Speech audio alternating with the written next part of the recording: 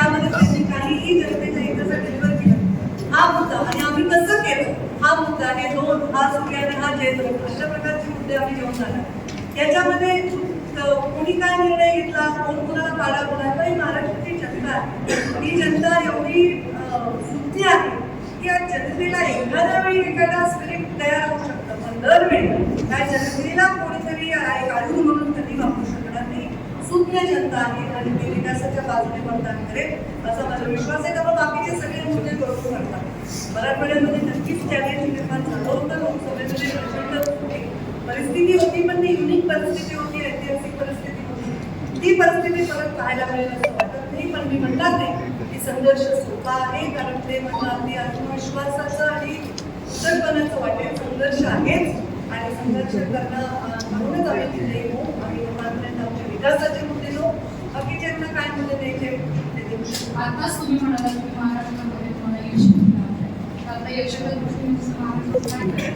आम्ही यशाच्या दृष्टीने आम्ही जे प्रयत्न करत आहोत ते तर आमचे जे फेक नॅरेटिव्ह झाले होते सगळ्यांचे की संविधान बदलणार आहे किंवा विशिष्ट समुदायांना एक भीती घातली गेली की भारतीय जनता पार्टीचं सरकार आता आणि अशा प्रकारचे नॅरेटिव्हला आता पूर्णपणे इमेज करण्यामध्ये आम्हाला यश आले लोकांपर्यंत बऱ्याचशा गोष्टी सगळं समोर गेल्या त्यामुळे लोकांच्याच मध्ये आम्हाला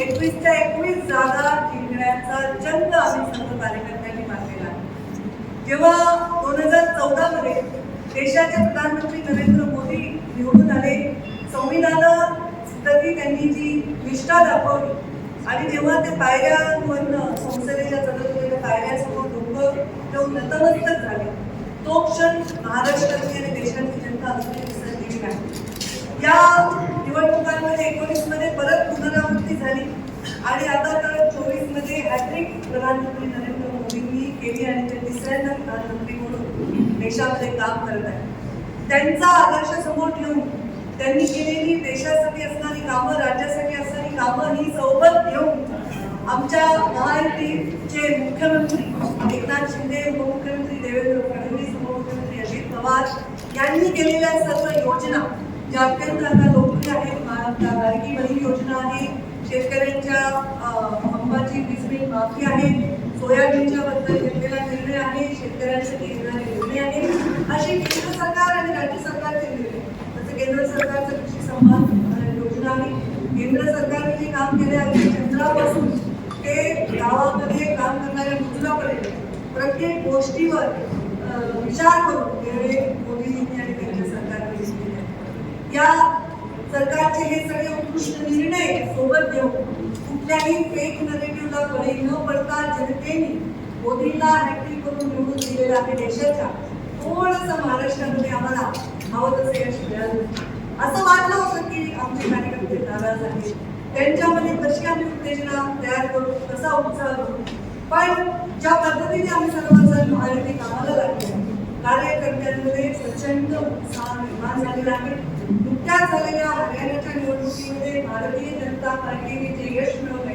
त्याच्यामुळे तो उत्साह द्विगुणित झालेला आहे आणि जे फेक नॅरेटिव्ह लोकसभेमध्ये तयार झाले होते जसं की संविधान बदलत आहे जातीवादाचा मोठा मुद्दा तयार होईल शेतकऱ्यांचे विषय निर्माण होतील या राज्यातील मुस्लिम समुदायाला धोका आहे अशा प्रकारचे जे फेक नॅरेटिव्ह तयार झाले होते त्या फेक नॅरेटिव्हवर आता जनतेचे डोळे स्वतःचेच धाकटे उघडलेले आहेत जे सरकार 5 वर्ष आम्ही देवेंद्र फडणवीस मुख्यमंत्री असताना आम्ही मंत्रिमंडळात ज्या पद्धतीने चालवलं आणि राज्याला एका उंचीवर नेलं होतं उद्योग असेल शेतकऱ्यांचे प्रश्न असतील स्वच्छता असेल महिलांचे प्रश्न असतील या सगळ्या गोष्टींवर सोशल इंजिनिअरिंग करून लोकल लोकांच्या प्रश्नांपासून ते ग्लोबल प्रश्नांपर्यंत आम्ही सर्वांनी जे त्यावेळी देवेंद्र फडणवीसांनी निर्णय घेतले ते निर्णय जनतेसमोर ठेवून सर्वाधिक मोठा पक्ष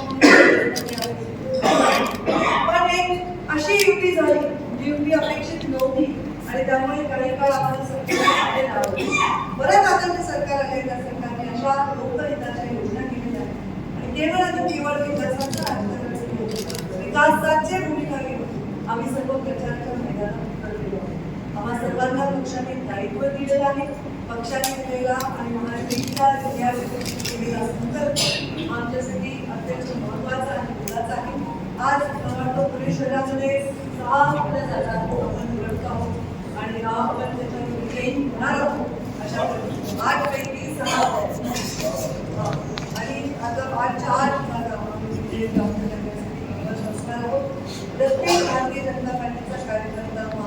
माहितीचं हे करणार आहे.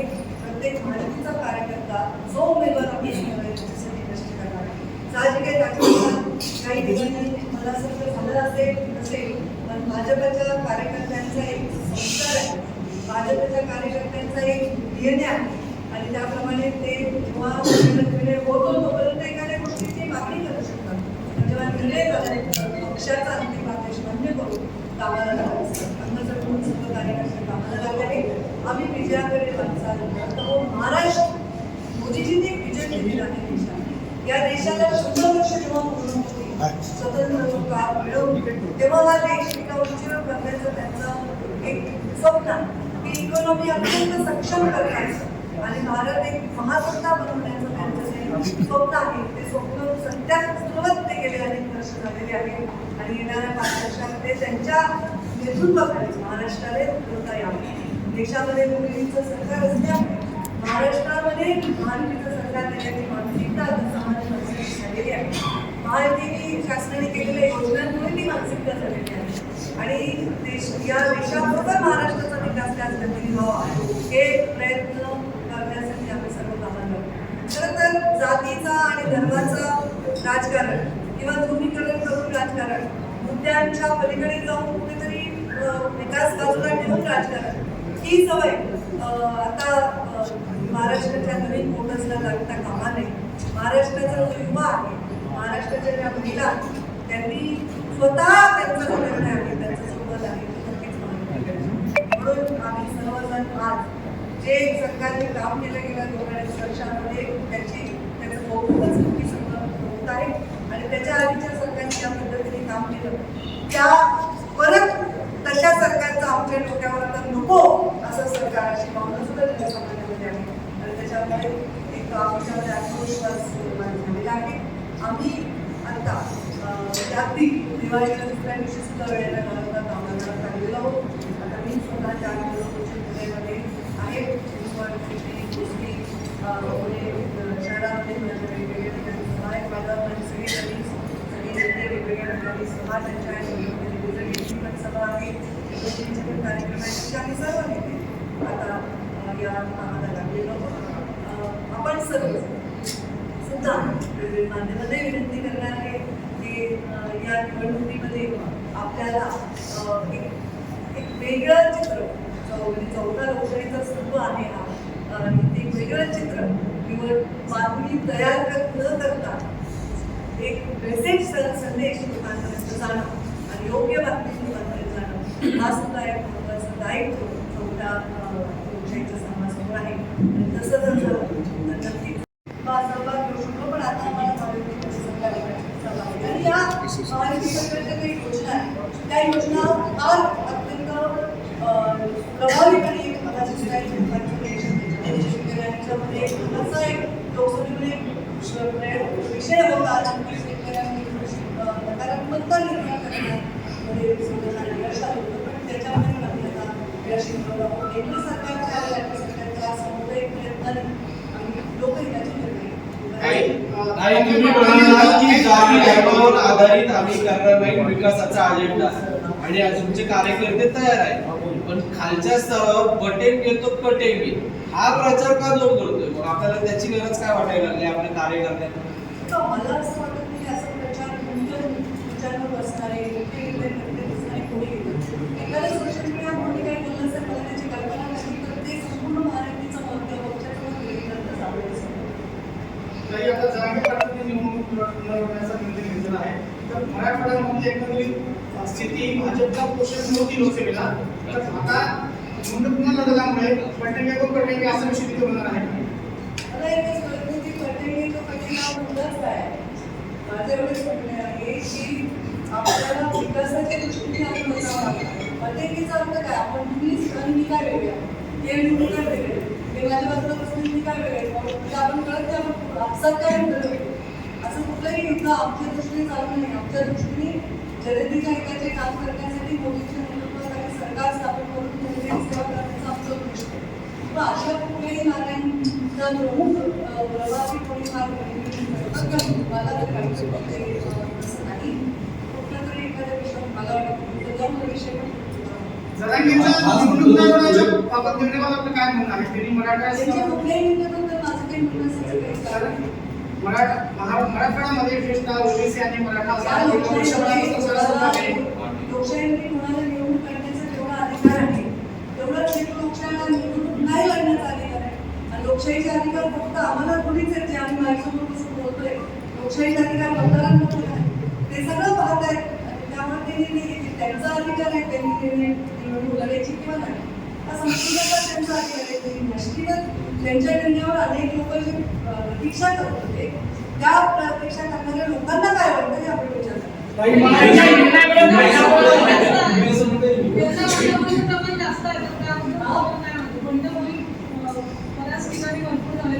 मला असं वाटतं बंडखोरी बऱ्याच प्रमाणे संबोधन काही ठिकाणी नाही जरी होत असेल तर त्याचा मला वाटतं की फार परिणाम होईल. भारतीय जनता पार्टीच्या चर्चेमध्ये बंडखोरीचा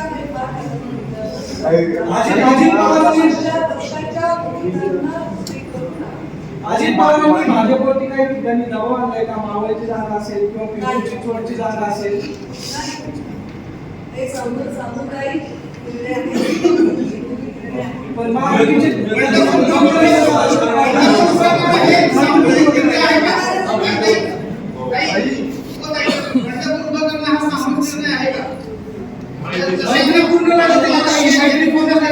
मावळ आणि पिंपरी चिंचवड काही निर्णयामध्ये दबाव असण्याचं काही कारण नाही. दबाव असतात तर एखाद्याची मागा नसतेच. काही ठिकाणी मैत्रीपूर्ण लढत वगैरे असं काही एक दोन ठिकाणी आपल्याला दिसते. नक्कीच त्या ठिकाणी सामुदायिक निर्णय जसं सांगितलं की डेप्युटी सीएम सिंह आणि दिल्लीतील आमची कोर कमिटी यांनी काही निर्णय घेतले असतील तो आमचा अंतर्गत विषय आहे. कायम ठेवलाय. माहीममध्ये सदा सरवणकरांची उमेदवारी कायम आहे. भाजपचा आता सुद्धा पाठिंबा कुणाला असणार? सदा सरवणकरांना की आम्ही भारतीय जनता पार्टीचे ज्यांना जबाबदारी दिली ती प्रवक्ते त्याबद्दल भाष्य करतीच आहे. काही लोक दसरा मेळाव्यामध्ये म्हणाले होते की महाराष्ट्रामध्ये दौरा करणार आहे, सभा घेणार आहे. तुम्ही दौरा ठरलाय का? दौऱ्यात ठरलेला आहे. आता मी पुढचे 5-4 दिवस पुण्यापेक्षा सगळ्या मतदारसंघात जाणार आहे आणि दौरा होणार आहे, सभा लावलेल्या आहेत. आणि याच्यानंतर मग मराठवाडा आणि विदर्भाच्या दौऱ्यावर आहे 8 तारखेपासून आणि मध्ये काही सभा घेईल त्या पश्चिम महाराष्ट्रात सभा घेणार आहे. माझा एक 50 ते 70 सभांचा माझा आता प्लॅन तयार आहे. त्याच्यामध्ये गट होईल असं वाटतं मी वाटते नाही.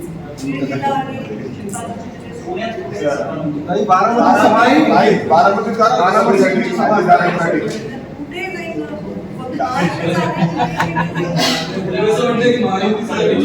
राजकारण आहे. त्यांचा प्रश्न आपल्या पर्वतीला सभा आहे आणि माझ्या बाकीचं